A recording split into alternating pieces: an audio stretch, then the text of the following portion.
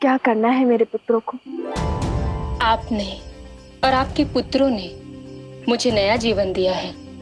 सीता, मैं चाहती हूँ आपके पुत्र अपने हाथों से मेरे इस तट पर एक मंदिर बनाएं, आपका।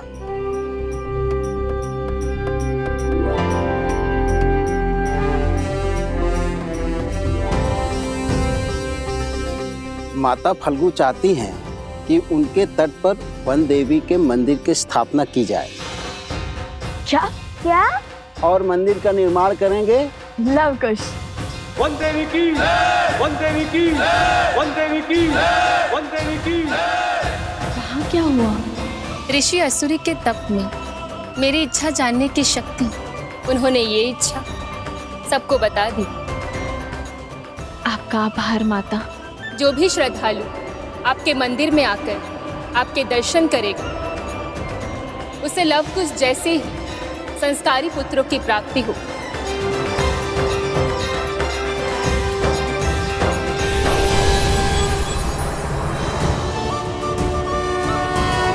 यदि हम अभी मंदिर बनाएंगे तो सोमकरण को बचाने में विलंब होगा, कष्ट में होगा वो।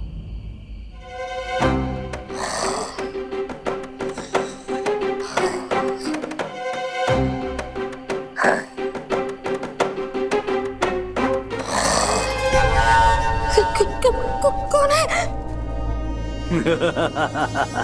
अपने ही खर्राटों से डर गए। कहने को तो तुम लोग लव और कुश के मित्र हो, और इतने कायर। कितने सालों से भूखे हो, पूरी थाली चट कर गए। मैं ही मूर्ख हूं जो तुम्हारे हाथ में धनुष देख के तुम्हें खुश समझ बैठा था। मन तो करता है तुम्हें अभी खा जाऊं, किंतु रक्त केतु अपना उद्देश्य पूरा करने के लिए तुम्हारा उपयोग करना चाहता है। रक्त केतु? वो मायावी असुर जो रक्त बहने पर मरता नहीं है, बल्कि अपना रक्त बढ़ाता जाता है। वो दूसरों के रक्त पर ही पलता है, उसके रक्त की एक एक बूंद चूस लेता है। तुम्हें लवकुश की शक्ति का बोध नहीं है? वो किसी भी स्थिति परिस्थिति से लड़कर मुझे खोज लेंगे। यही तो चाहता है रक्त केतु। लव और कुश उन तक पहुंचे, क्या आए।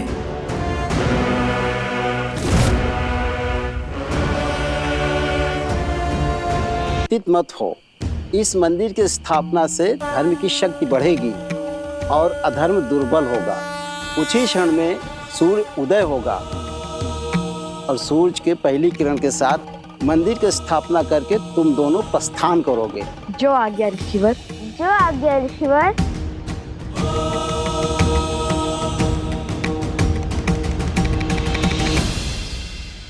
माता,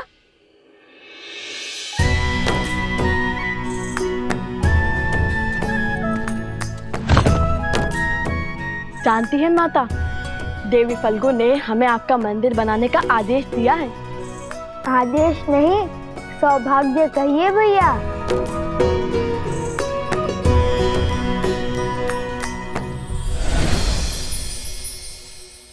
देखिए माता, महाराज जनक का तुनीर उन्होंने उपहार में दिया है हमें।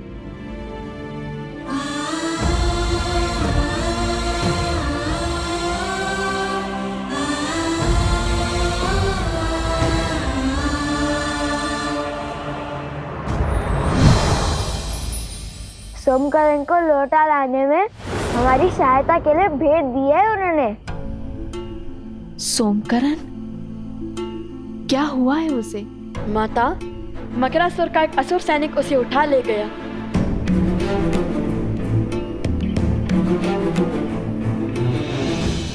उसकी सहायता करना हमारा दायित्व है। चलो उसकी मदद करते हैं। इसकी कोई आवश्यकता नहीं है।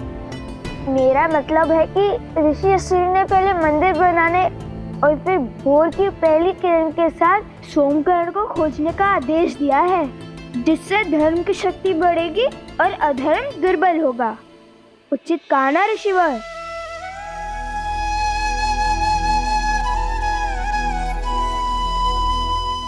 ऋषिवर सोमकरण। चिंतित ना हो देवी, लवकुश सोमकरण को अवश्य खोज लाएंगे, किंतु देवी फल्गु की इच्छा पूरी किए बिना उनका यहाँ से प्रस्थान अनुचित होगा। जैसी देवी फल्गु की इच्छा। आप विश्वास रखिए माता, कल भोर तक आपका मंदिर भी बन जाएगा और हम सोमकरण को लाने के लिए निकल चुके होंगे। कुछ नहीं होने देंगे हम सोमकरण को। वही तो है जो मेरी हर कथा पर 100% विश्वास करता है। ना कोई प्रश्न पूछता है और ना कोई उत्तर चाहता है। अपने परम मित्र को प्राण देकर भी बचाऊंगा मैं। अब मंदिर निर्माण करते हैं, तो ये कथा भी तो सोमकरण को सुनानी होगी ना।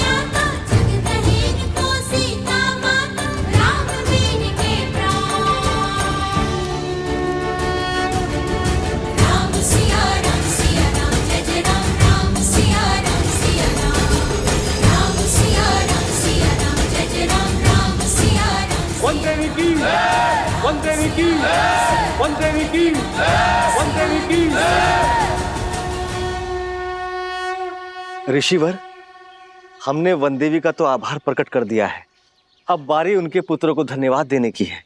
हम सब उनके आभारी हैं ऋषिवर।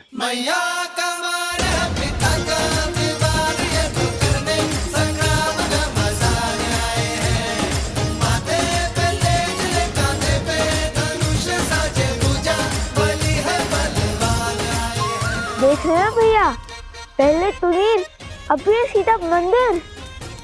माता ने क्या कहा था कि धर्म के पथ पर धूप भी होती है और छांव भी। समझ गया।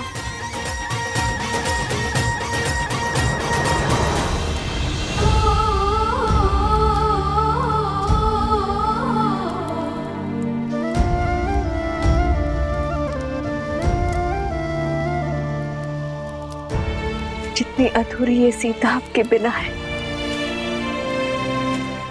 उतना ही अधूरा ये मंदिर आपके बिना है श्री राम।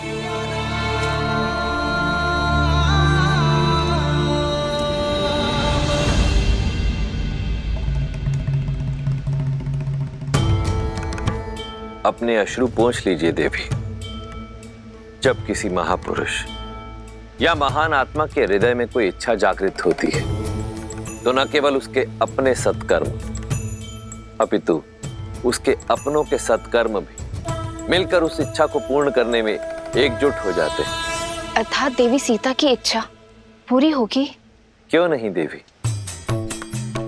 आने वाले समय में फाल्गु नदी एक तीर्थ स्थल के रूप में पहचानी जाएगी, जहां श्रद्धालु संसार भर से आएंगे और कुछ ही वर्षों पश्चात वन देवी के इस मंदिर में श्री राम की एक मूर्ति स्थापित होगी और फाल्गु में जिस स्थान पर देवी सीता ने तप किया था वो सीता कुंड के नाम से विख्यात होगा। यहां आने से पापियों के पाप धुल जाएंगे और वो पवित्र होकर वैसे ही चमकेंगे जैसे तप करके देवी सीता ने फाल्गु को चमका दिया। किंतु लवकुश का क्या? अभी तो एक विपदा से बाहर निकले थे, फिर दूसरी की ओर चल पड़े हैं। देवी, मैंने आपसे पहले भी निवेदन किया था कि ऐसी परिस्थितियों में हमें धैर्य रखना चाहिए। रही बात सिया राम के पुत्रों की रक्षा की, तो उनकी रक्षा हेतु पहले स्वयं राजा जनक पधारे थे।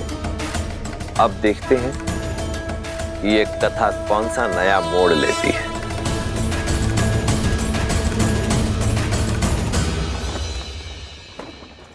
क्षमा करें प्रभु, मुझे नहीं लगता कि भरत भैया आपका ये आदेश स्वीकार करेंगे। प्रभु, वो प्राण दे देंगे, किंतु आपके रहते वो अयोध्या का सिंहासन नहीं स्वीकारेंगे। भरत को मानना होगा हनुमान, क्योंकि ये उसके बड़े भाई का आग्रह है। अयोध्या के महाराज का संदेश है। भरत अयोध्या के साथ प्रतिबद्ध होगा। मैं स्वयं उसका राज्याभिषेक करूंगा।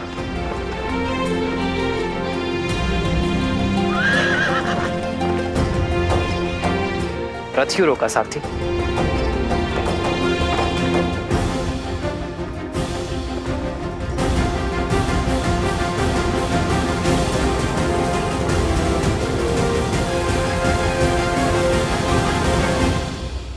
निश्चिंत होकर जाइए माता, और हमारे लिए चिंतित न हो। हम शीघ्र ही आश्रम पहुंच जाएंगे। वो भी सोमकर्ण को लेकर। ऋषि असुरी ने हमें उत्तर की ओर जाने का आदेश दिया है, वही मिलेगा सोमकर्ण। वो बच तो जाएगा ना? क्यों नहीं बचेगा?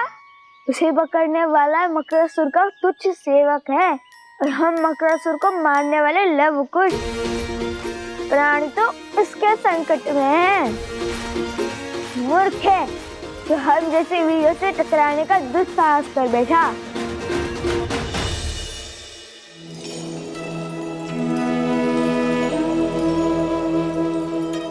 अपना ख्याल रखना। जी माता।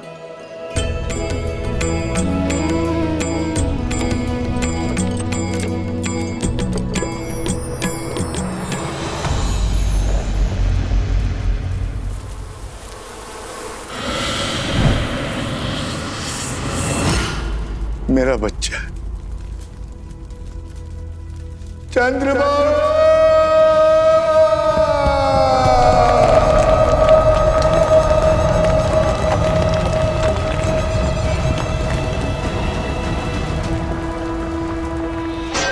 चंद्रबाबू,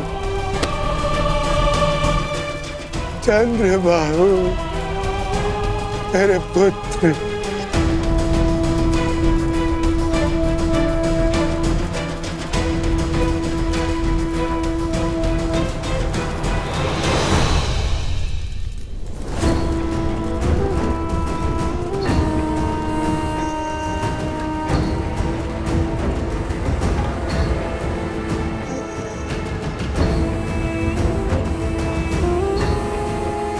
बहुत प्रसन्न होगी ना तुम? प्रसन्न होगी ना अपने पति को छलकर अपने पत्नी धर्म से विमुख होगा? अरे जिसके प्राण ले लिए उसके लिए विलाप का स्वांग क्यों? तुमने मारा है मेरे पुत्र को, तुमने। हाँ हाँ हाँ, मैंने मारा है उन्हें। मैं हूँ दोषी। मैंने ही उन्हें आंख बंद करके अपने पिता का अनुसरण करने दिया।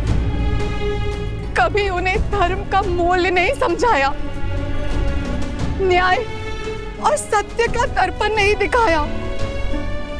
हाँ, मैंने मारा है उन्हें। बस, जिस अधर्म की तुम दुहाई दे रही हो, देखती जाओ कैसे मेरे पुत्र की बलि धर्म और अधर्म के इस युद्ध में राक्षसों की ओर से अंतिम बलिदान होगी। मूर्ख मत बनिए, अपमान नहीं कर रही हूँ, आपको सत्य बता रही हूँ।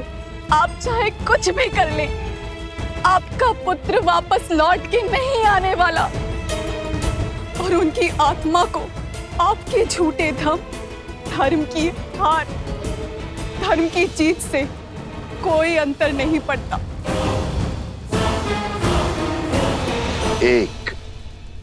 केवल एक कार्य था तुम्हारा, ब्रह्म मंत्र का जाप, उसमें भी मात खा गई। इतनी सरलता से शत्रु के बहकावे में आ गई, अपना धर्म भूल उनके धर्म का गुणगान करने लगी। जो स्वयं शस्त्र नहीं उठा पाते, वो सदा नारी को अपनी ढाल बनाते हैं। लोक अपवाद और शंका से नारी का चरित्र मलिन करते हैं। आज मैं पद्मा अपने संचित सभी पुण्यों के बदले आपको श्राप देती हूँ कि जिस नारी को आप खिलौना समझते हैं वही आपका अंत करेगी।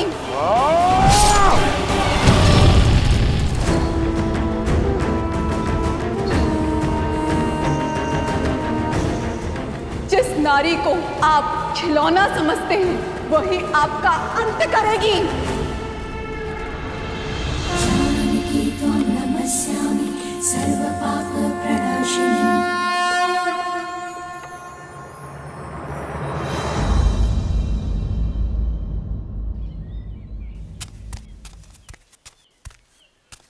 कुश कुश हाँ, चाल में शीघ्रता लाओ कुश, हमारे पास इतना भी समय नहीं है। भैया वो देखिए आम। काम के बारे में सोचो कुछ, काम के बारे में सोचो। सोम किस अवस्था में होगा? भूखा होगा। उसे पीड़ा में छोड़ हम भोजन कैसे कर सकते हैं? चलो चलो।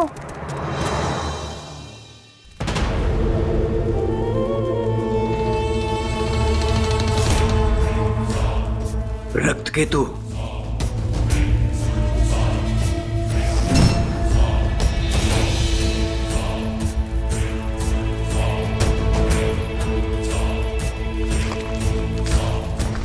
मत मारो मुझे, छोड़ दो।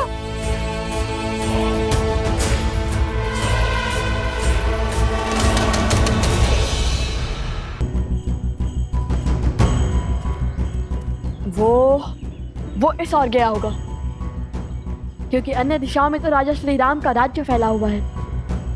वो उसी ओर गया होगा। होगा नहीं भैया, होंगे। असुर भेड़ियों की भांति होते हैं, झुंड में घूमते हैं। फल में तो था ही, आपके साथ रहकर बुद्धि में भी निपुण हो गया हूँ मैं। तब तो वो किसी ऐसे राज्य में गए होंगे जहाँ अधर्म का वर्चस्व हो। तो उस राज्य के राजा को हमें हराना होगा भैया। जब उस राज्य का अंत करेंगे तब उस राज्य पर हमारा अधिकार हो जाएगा ना भैया। किंतु हम तो ऋषि पुत्र हैं, राजकुमार नहीं। तो हम इस राज्य का क्या करेंगे? हम वो राज्य श्री राम के चरणों में अर्पित कर देंगे। चलो शीघ्र चलते हैं। ये तो अति उत्तम विचार है भैया, किंतु अब तक तो कोई संकेत नहीं मिला। भैया ये तो सोमकरण का कुंडल है।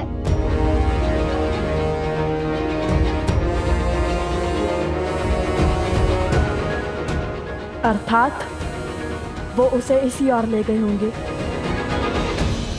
सचेत रहो भैया, श्री राम के चरणों में राज्य रखने से पहले ही हमें संकेत मिल गया। चलो अब हम केवल श्री राम की बातें ही करेंगे।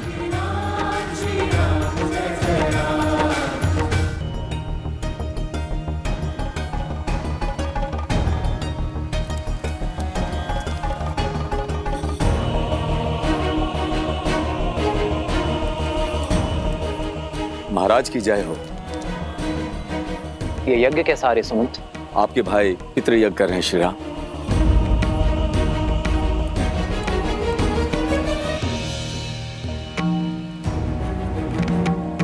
अकस्मात ये पितृ यज्ञ क्यों? आर्य सुमंत, प्रभु के प्रश्न का आप उत्तर दीजिए। आपने युद्ध से लौटकर राजकुमार भरत को राजभार संभालने का निर्णय किया था और वो अपने राजा की आज्ञा को ठुकरा नहीं सकते, इसलिए वो ये यज्ञ कर रहा है।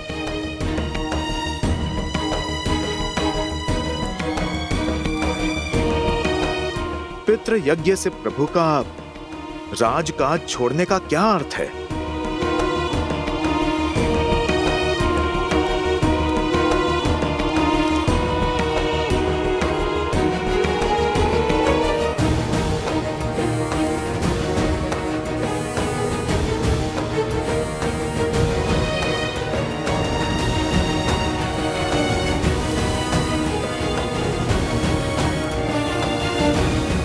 भैया आ गए, अंतिम आहुति आरंभ कीजिए गुरुदेव।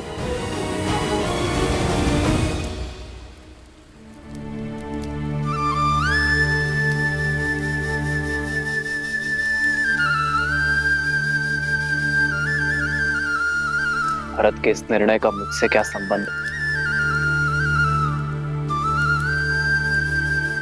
जानता हूं मैं,